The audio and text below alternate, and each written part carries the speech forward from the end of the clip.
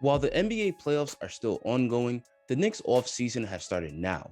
One of the things that the Knicks front office has to figure out is who to select in the upcoming draft. For the first time in a while, the Knicks have a surplus of draft picks, a huge about face from the days when the Knicks used to just give away first round picks like candy. The Knicks own 4 draft picks in this upcoming draft. They own the 19th and 21st pick in the first round, and they also own the 32nd and the 58th pick in the second round. But this video will be focused on what the Knicks should do with their 2 first-round picks. The Knicks reportedly will look to use their draft picks to move up in the lottery. So who should the Knicks target if they move up?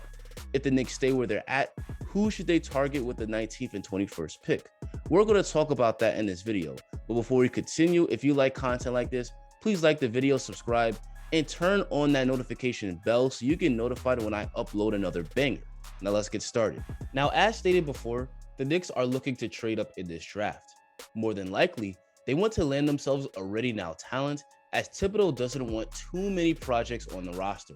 It's pretty difficult to move from the mid-first round to the lottery, especially if you're trying to get into the top 10. It does happen, but it's pretty rare.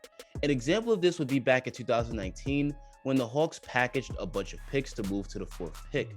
The Hawks traded the number 8, 17, and 35th pick in exchange to the Pelicans for the number 4 pick. And the Hawks used that number 4 pick to draft DeAndre Hunter, who was turned into a pretty good young player.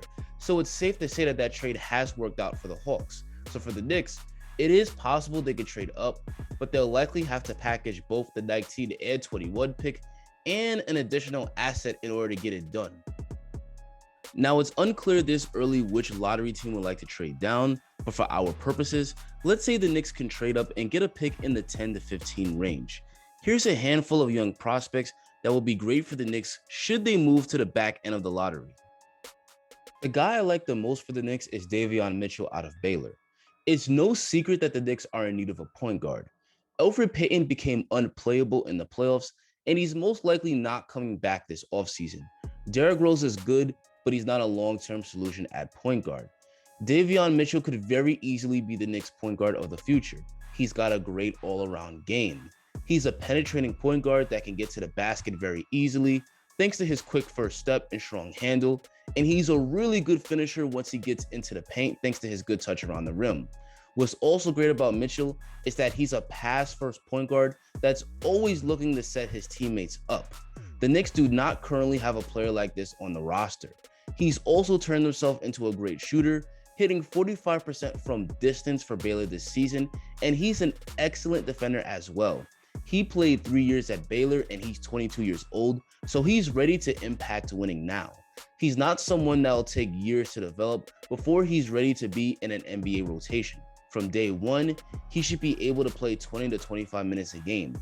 It would be smart to keep a veteran point guard on the roster so that he can learn from him, but if the Knicks do draft Mitchell, they potentially have their franchise point guard. The next potential trade-up target is Josh Giddey. Giddey is an 18-year-old international prospect out of Australia. He's got a very high upside, but he's a player that will likely require some patience. He's a 6'8" point guard that brings incredible playmaking skills, which is reminiscent of LaMelo Ball, another super tall point guard out of Australia that passes really well.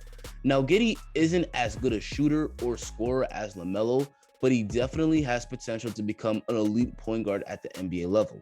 His court vision is excellent, and because of his amazing size for the point guard position, he's able to see over the defense to make precision passes to his teammates.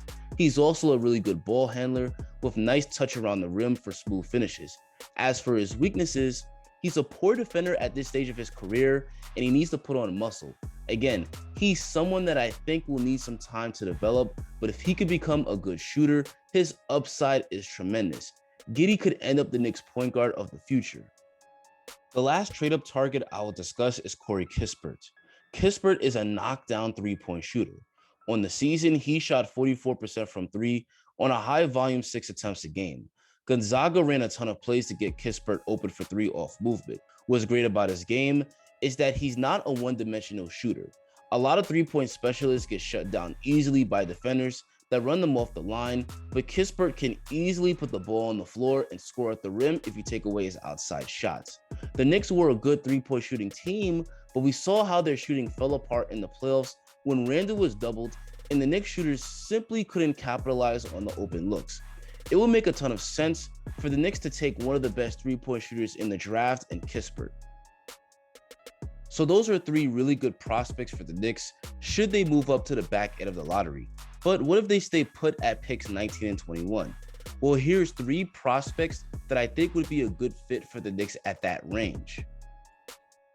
One guy I think the Knicks should consider is Sharife Cooper. Cooper is one of the best playmakers in this draft as he averaged 8 assists per game for Auburn last season. He's super quick and has a strong handle, so he gets to the rim at will, and he's great at dishing the ball out to his teammates once he draws to help defense. On the downside, he's pretty small at just 6'1", and he really struggled to shoot the ball at just 22% from 3 this season. Because of his weaknesses, he's probably a project, but it's easy to see him becoming a high-quality point guard if he could continue to improve. Another guy to consider at that range is Tre Mann.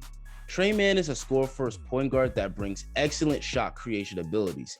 His shiftiness with the rock is as good as they come, able to use hesitations and crossovers to beat defenders and get all the way to the rim where he's a strong finisher. He's also great at using his handle to create separation for his pull-up jumper, and he's a knockdown outside shooter, having shot 40% from 3 for Florida on 5 attempts a game. He would give the Knicks some outside shooting to help space the floor, and another guy that could create offense for himself at a high level. And the last prospect I'll talk about is Jared Butler, a combo guard out of Baylor. He's another guy that can shoot the ball really well, as he shot 42% from 3 on 6 attempts a game. He could create offense really well for himself, whether that's creating separation to get off a jumper or getting all the way to the basket. He's also a strong playmaker, able to make good decisions when he breaks down the defense and make the right reads to find his teammates. And lastly, he's a very strong defender that does a great job at hounding opposing guards. He's someone that can immediately come in and give the Knicks some excellent guard play. Anyway, guys, that's going to be the end of the video. Who do you want to see the Knicks select in the upcoming draft? Tell me in the comments. If you want me to talk about more prospects the Knicks should consider, make sure to like the video and subscribe. Thanks for watching and have a great rest of your day.